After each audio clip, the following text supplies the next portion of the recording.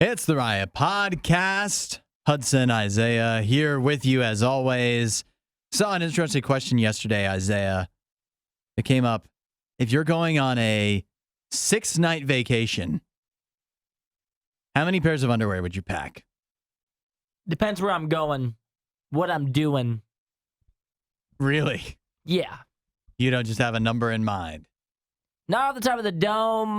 What's the minimum you would pack for a 6-night trip? Probably 9. 9? Maybe 10. That feels higher than most. I mean, you can't pack 6. No, I wouldn't pack 6 either. I'm thinking probably 10 because I think what's realistically going to happen if I know myself on vacation is during the day I'm going to be at the pool. Uh-huh. And then I'm going to come back from the pool at night. In the morning, I'm going to wear a pair of underwear. Yeah. I'm going to get a breakfast, lunch, whatever. I'm going to go to the pool. I'm going to come back from the pool. I'm going to get in the shower and get ready for my night. And I'm a new pair of underwear. Uh-huh. So then now I'm at 2 pairs of underwear for that day. And I'm doing that at least 3 of the 6 days I'm there. Uh-huh. So now I go from 6 to 9. Yeah. And there's probably one day where I'm going to do something probably active during the day. Uh-huh. I'm going to sweat. And so then I need another change for that for nighttime. So that's where I get to 10. And there's probably 2 days where I'm able to wear the same pair the whole day. That's a lot of information right there. That's what how my vacations typically go. Yeah. But if your vacations are low key, maybe you just need 6. Yeah. Yeah. That's a lot to take in. For me, I knew my answer right away, and I don't think it changes all that much unless it's something where, I don't know, where I'm likely to go through many more than a pair of underwear a day. I would go 7. One more than you need? Yeah, I think I can either... typically I think I just wear 1 pair a day.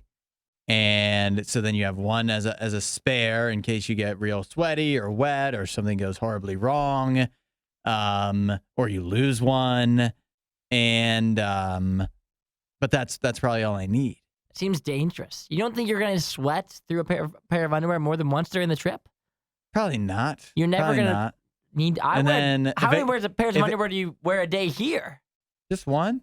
Really? Yeah, you change your underwear at work? I usually go at least 2 every day. What do? You have like your day underwear and then your workout, and then you wear those till you work out, and then you swap into a new one? And then I shower, and then I'll wear another pair. And then depending on how sweaty I get in the afternoons, if I shower again, I'll wear a 3rd pair.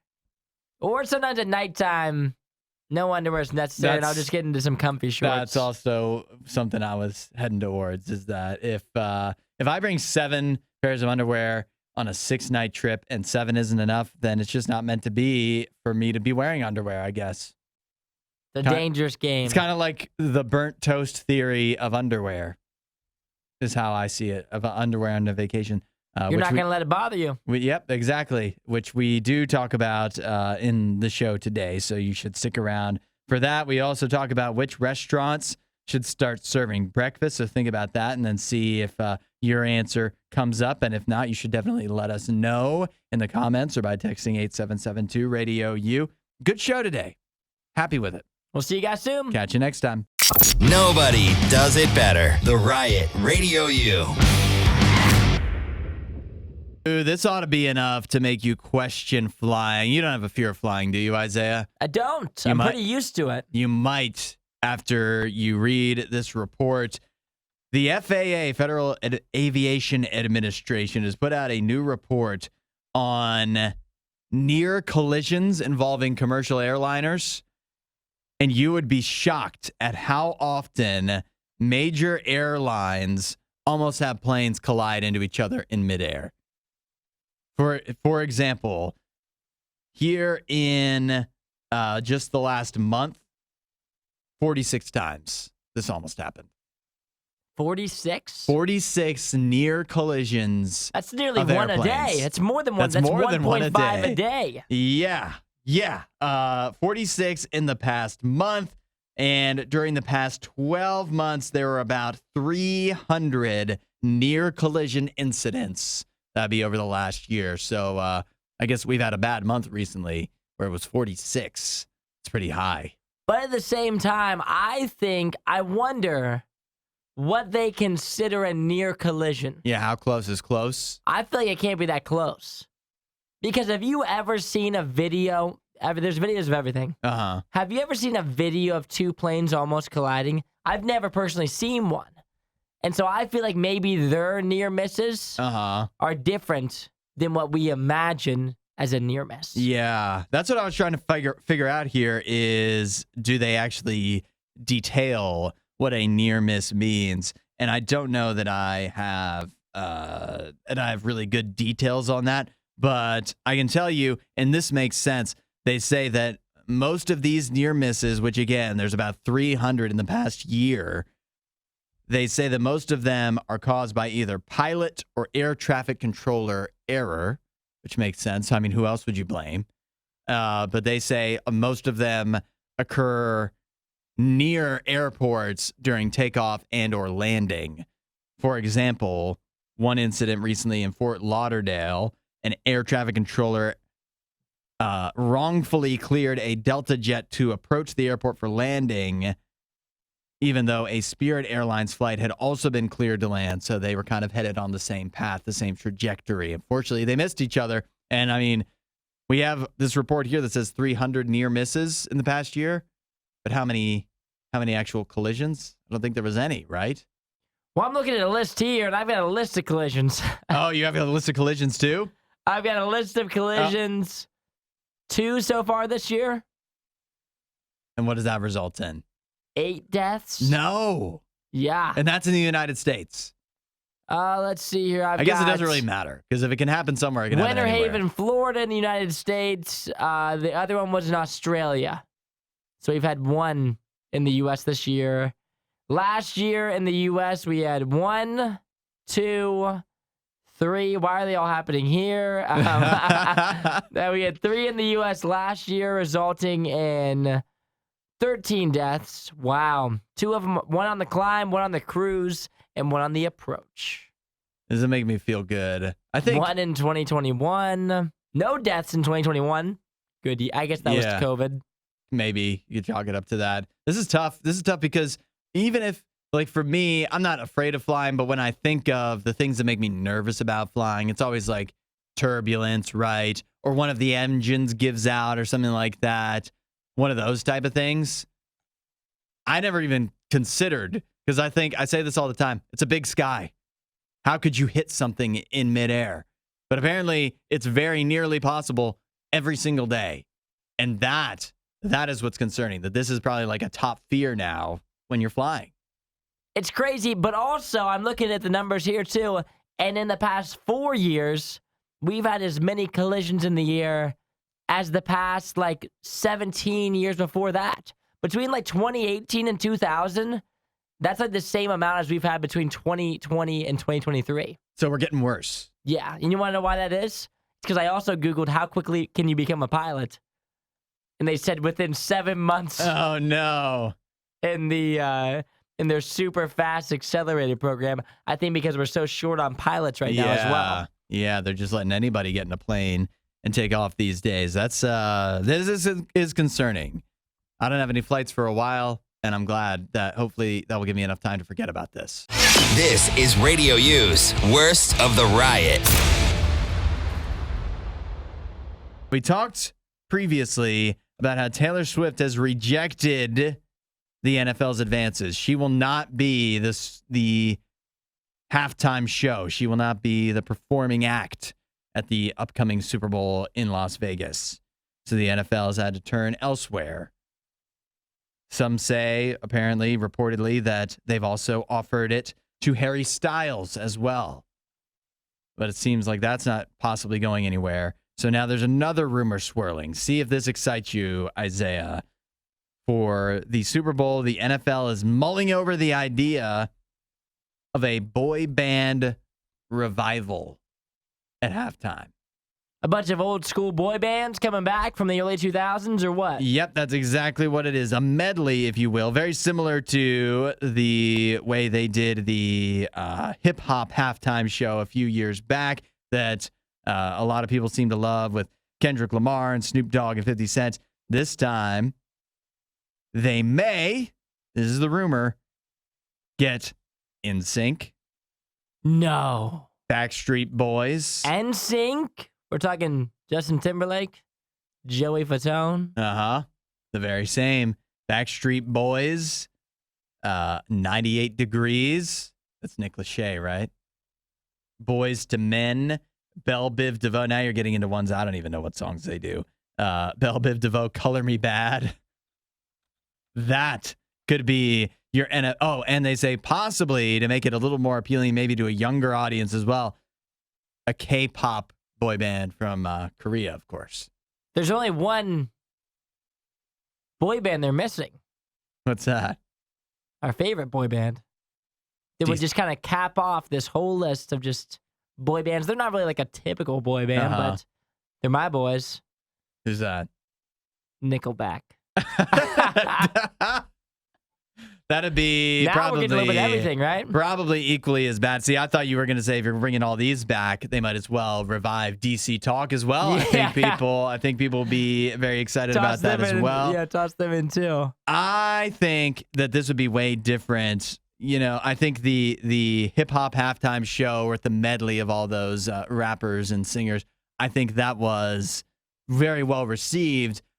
But I don't think the NFL should learn the wrong lesson from that, because I think this would be one. I don't think these bands are as highly thought of. These boy bands, they're kind of looked back on, and you even if you people that liked them at the time that grew up with them, they kind of cringe at them now, right? Yeah, but I think at the same time you still know all the songs. Yeah, if you're of that age. Yeah, so I mean, even if you're a little bit older or a little bit younger, even if this wasn't really your era, you still know a lot of these songs. So I think it could strike a chord with a lot of people. Because like who did it last year? I don't even remember. Last year was Rihanna. Yeah, it's Rihanna. It's totally solo. See, and I don't like when they do just a solo shit, like The Weeknd, when they did The Weeknd the other year. Yeah. Like not as strong. It applies to just whoever likes The Weeknd is going to enjoy that. Mm-hmm. If you're not a Weeknd fan, then you're not going to enjoy that. Same thing with Rihanna. Rihanna was good. If you're a Rihanna fan, you're going to love that. I think when they do the medley, especially with some of these throwback artists, it gives a little bit more. There's a little more room for more people to enjoy it. Yeah, but I also think that the appeal of these, at least when I think of NSYNC and Backstreet Boys, they were young and sexy at the time, and now they're not all young and sexy anymore. They're That's definitely the best not part, young. Hudson. They're definitely. What did we talk about when 50 Cent was on stage? I just think it's gonna make people is that sad. 50 Cent? I think it's gonna make people sad. I think I don't think the hip hop show made people that grew up with those hip hoppers. I don't think it made them feel old. I think this is gonna make you feel old. I don't agree. I think this is a good idea. I would rather have this than just Harry Styles, because who's gonna like that? Just Harry Styles fans. Yeah. I don't know if I disagree with that. I think you need an act that the show is in Vegas. You got to have an act that embodies Vegas. David Copperfield. How many times do I have to say it? Or Celine Dion. Oh, hi there. This worst of the riot. Crank that up. Radio U. What is one restaurant that doesn't currently serve breakfast that you think should give it a shot? This comes as we tried the new breakfast, English muffin breakfast sandwiches from Wendy's yesterday. You can see what we thought on the Radio Uriah Facebook page or YouTube channel. Lots of people getting in, and I'm seeing a lot of ideas that I'm on board with. Let's hear some of these. Yeah, we need some more breakfast options. So I have here Dave and Andy, both.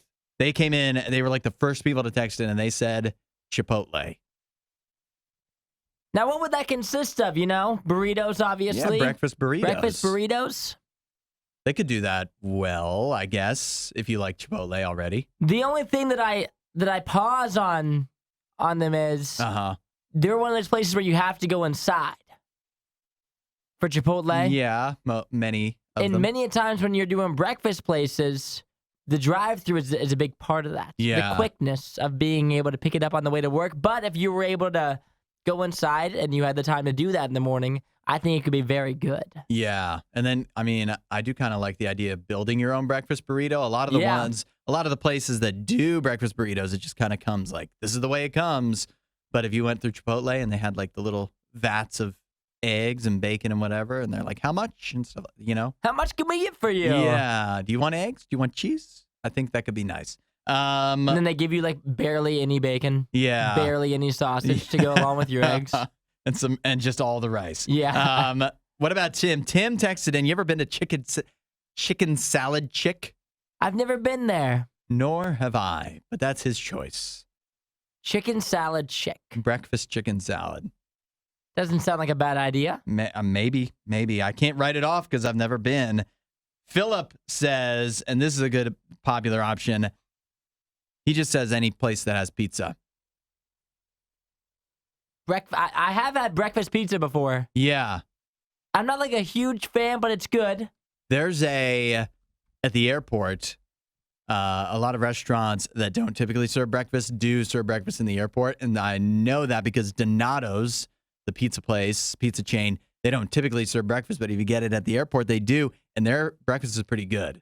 What do they serve? They do have a breakfast pizza. They also had something else because I didn't get a breakfast pizza. I got something else.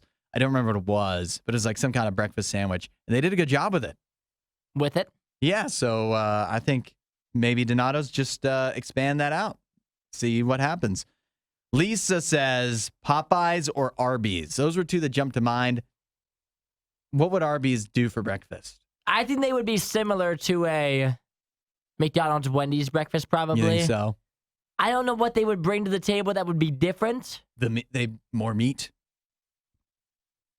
right? Different options of meat. But I mean, what would they? I mean, what are you doing? Roast beef at 8 a.m.? Yeah, I think anybody's You're not doing that. For some reason, I don't know why. But Popeye, she says chicken and waffles. Yes, it's a good idea. Now we're talking. And so, and you got any other places in mind? Those are some of the ones that I thought of. Arby's, obviously, it's like the one that's most similar to McDonald's and Wendy's that doesn't do a breakfast. Mm-hmm. You could say the same for DQ. Dairy Queen, interesting. Breakfast ice cream. Yeah, a little breakfast ice cream. Yeah. Sounds good to me. But those are the main ones. I feel like if the other one I thought of is Culver's. Oh yeah, a real buttery breakfast. Because I think about Culver's, they just have such good food anyway. Yeah, that's right. That's what I'm thinking of. I'm just thinking of places that make good food. Why not open all the time? If Culver's made a breakfast menu, I know that it would be fire. I've got two. It would be good anyway. I've got two more ideas. One, City Barbecue for a chain, but just any barbecue place. Can you imagine barbecue breakfast? A barbecue breakfast sounds like a lot. Yeah, smoked, like actually smoked sausage, smoked bacon, smoked something else, smoked eggs. I don't know how that would work. Smoked eggs. And then how about this one? Here's one more. What if you started your day with Skyline chili breakfast? See, I'm not a Skyline chili boy. Yeah. Some people are for that. Not so much for me. Chili for breakfast? They're not even doing breakfast then. They're just opening earlier. A breakfast chili? Are they opening early or are they doing something for breakfast? It's a 5-way with an egg on top. Radio U's Worst of the Riot podcast. There was a video that went viral of a guy using a hot dog as a straw to drink a beer at a Yankees game. I vaguely remember this. This sounds faintly familiar, right?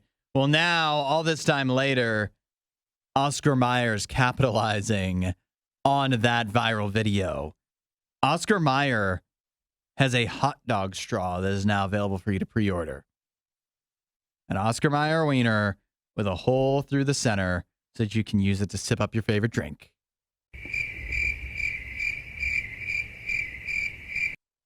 Sounds like something that you and only you would buy. I would buy it, but why buy that when I can make one at home? In fact, I like to do is super simple. Here's what you do, Isaiah. You don't take a hot dog, you take a corn dog, because then the stick's already there, and you just fly the Send it out. stick right through the corn dog. Then you've got a straw, and then you've got that can impart all of the corn dog flavor into whatever your drink is. And then when the drink's gone, you've also got another tasty treat. Why would you even want that? A soggy corn dog. That's what I would do for me personally. You would put a corn dog in a drink. Yeah, think about some drinks What that could drink? be. Well, it has to be thin. It can't be a milkshake, even though that does sound good. A corn dog and a milkshake? Corn dog and a milkshake. So maybe like a Coke. A corn dog and a Coke. Yeah. I think that'd be good. I think that'd be real good. I don't think so. I think it'd be pretty good. I agree with that whatsoever. I can't imagine a corn dog and a drink that I would really enjoy. Don't knock it until you tried it. But I'll tell you that I would do that. Here's what I would not do. Probably not buy the straw, because very disappointingly to me, the hot dog straw from Oscar Mayer is not actually a hot dog at all. There's no beef. There's not even pork. There's not even chicken or turkey. It's made out of silicone. So it's just a really big hot dog shaped rubber straw. Still can be used for drinking purposes. So it's just like an aesthetic thing. Yep. It's just, it could be like a little prank you could play on people. You could make it look like you're drinking out of a hot dog straw, is pretty much what this amounts to. Oh, well, that's lame. Yeah, it's not as good, is it? Not nearly as good. No, I would, But also, how long would a real hot dog straw even last? Like, you're just using it once. Yeah, that'd be a one-time. So that's why they had to sell them in packs of 8. Makes sense. They should probably start doing that. Just poke holes through hot dogs. They already have the hot dogs anyways. I would like to give that a try. This is available. You can go ahead and pre-order it through the Oscar Mayer website while supplies last, which with these type of things, I can't imagine they're making a lot of them, can you? No, there's no way. Probably not exactly. I can't imagine they're selling a lot of them either. Wasn't that a great Riot clip? While you're here, you should watch more of our videos and subscribe so you don't miss what we do next.